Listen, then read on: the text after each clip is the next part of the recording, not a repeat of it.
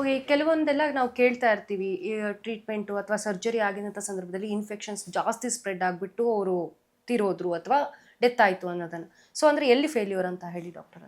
ಅಂದರೆ ಒಂದು ಅದು ಬೇಸ್ ಲೈನ್ ಇನ್ಫೆಕ್ಷನ್ ಮೇಲೆ ಡಿಪೆಂಡ್ ಆಗುತ್ತೆ, ಬೇಸ್ ಲೈನ್ ಇಮ್ಯುನಿಟಿ ಮೇಲೆ ಡಿಪೆಂಡ್ ಆಗುತ್ತೆ, ಓಕೆ. ಕೆಲವು ಕಡೆ ಹೌದು ಸರ್ಜಿಕಲ್ ಟೆಕ್ನಿಕ್ ಮೇಲೆ ಕೂಡ ಡಿಪೆಂಡ್ ಆಗುತ್ತೆ. ಸೊ ಇವೆಲ್ಲದರ combination. So to the best of extent ನೀವು ಎಲ್ಲ ಮಾಡಿದ್ರೂ ಕೆಲವು ಕಂಡೀಷನ್ಸ್ ಹೇಗಿರುತ್ತೆ ಅಂದರೆ ನೀವು ಇನ್ಫೆಕ್ಷನ್ ತಡೆಗಟ್ಟಕ್ಕೆ ಆಗೋದೇ ಇಲ್ಲ.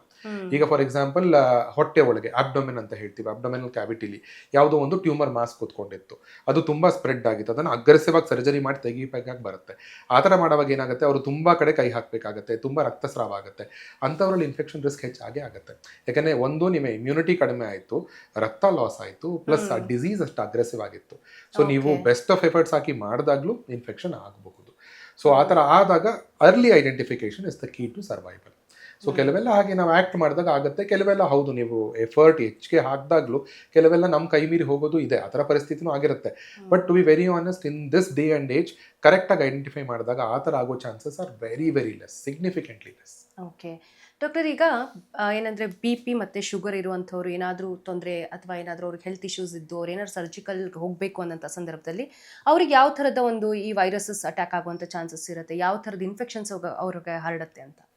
ಅಂದರೆ ಸರ್ಜರಿ ಪರ್ಸೆ ಯಾವಾಗಲೂ ರಿಸ್ಕ್ ಅಂತಲ್ಲ, ಕೆಲವು ಸರ್ಜರಿ ಎಲ್ಲ ಆರಾಮಾಗಿ ನಡ್ಕೊಂಡು ಹೊರಟೋಗುತ್ತೆ. ಸೊ ಈಗ ಫಾರ್ ಎಕ್ಸಾಂಪಲ್ ಯಾವುದೋ ಹಾರ್ಟ್ ಸರ್ಜರಿ ಆಯಿತು, ಅದು ಮಿನಿಮಲ್ ಇನ್ವೇಸಿವ್ ಸರ್ಜರೀಸ್ ಅಂತ ಬರ್ತಾ ಇದೆ. ಅವುಗಳ ಅಡ್ವಾಂಟೇಜ್ ಏನು, ಒಂದು ದಿನದಲ್ಲಿ ಸರ್ಜರಿ ಮುಗಿತು, 2-3 ದಿನದಲ್ಲಿ ಮನೆಗೆ ಹೊರಟೋದ್ರು.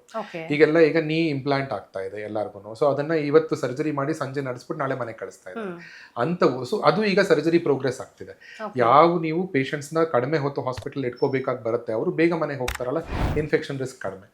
ಕೆಲವೆಲ್ಲ ಹಾಗೆ ನಾನು ಹೇಳಿದೆ, ಸ್ಪೈನ್ ಸರ್ಜರೀಸ್ ನಡಿಬಹುದು, ತುಂಬ ದೊಡ್ಡ ಕ್ಯಾನ್ಸರ್ ಸರ್ಜರೀಸ್ ನಡಿಬಹುದು. ಇಂಥವು ಸರ್ಜರಿ ಬರ್ಡನ್ ಜಾಸ್ತಿ ಆದಾಗ ನೀವು ಏನೇ ಮಾಡಿದ್ರು ಇನ್ಫೆಕ್ಷನ್ ರಿಸ್ಕ್ ಇರುತ್ತೆ. ಸೊ ನಾವು ಪೇಷಂಟ್ನ ಐಡೆಂಟಿಫೈ ಮಾಡಬೇಕು. ಈಗ ಶುಗರ್ ಇದ್ದಾಗ ಶುಗರ್ ಕಂಟ್ರೋಲ್ ಚೆನ್ನಾಗಿ ಮಾಡಿಕೊಂಡ್ರೆ ನೀವು ಎಲ್ಲಾನು ಕಂಟ್ರೋಲ್ ಮಾಡ್ಬೋದು, ಇನ್ಫೆಕ್ಷನ್ ಬರದಿದ್ದ ಹಾಗೂ ತಡಿಬಹುದು.